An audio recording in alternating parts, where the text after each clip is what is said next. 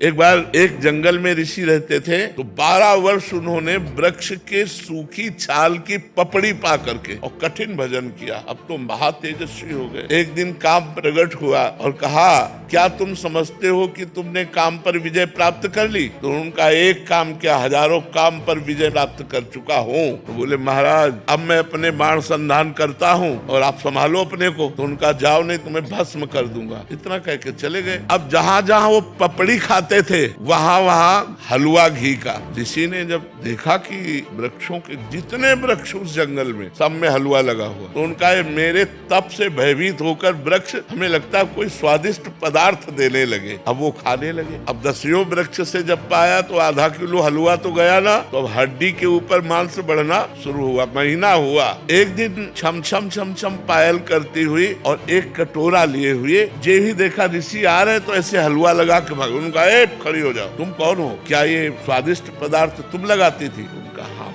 तो भाग क्यों रहे हो? मैं आपके तप से भयभीत हूँ। बोले, नहीं नहीं नहीं, महीनों से इतना स्वादिष्ट पदार्थ पवा रहे, क्योंकि पहले अन्न जाएगा तो बुद्धि बदलेगी ना। तुम इतना स्वादिष्ट पदार्थ पवा रहे, तुम भयभीत क्यों हो रही हो? तुम बोले, महाराज वृक्ष में चुपचाप इसलिए लगा जाती थी कि आपकी सेवा बन जाए। मैं आपकी सेवा करना चाहती हूँ। बोले, लाओ कटोरा।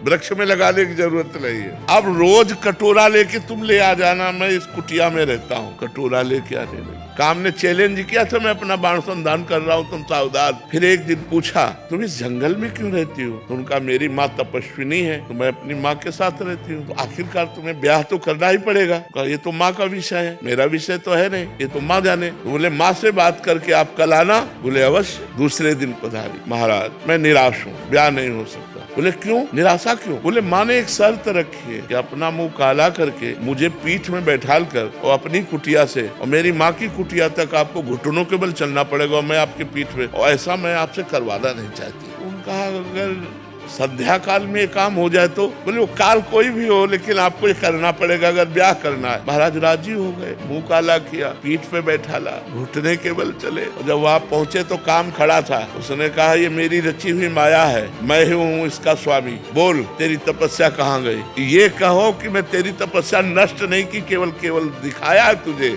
कि अगर तू तपस्या का अहंकार करेगा तो देख, घुटने के बल चल रहा, मेरी माया तेरे पीठ पर बैठी हुई है। ये मन बड़े बड़े ऋषि मुनियों को मोहित कर दिया।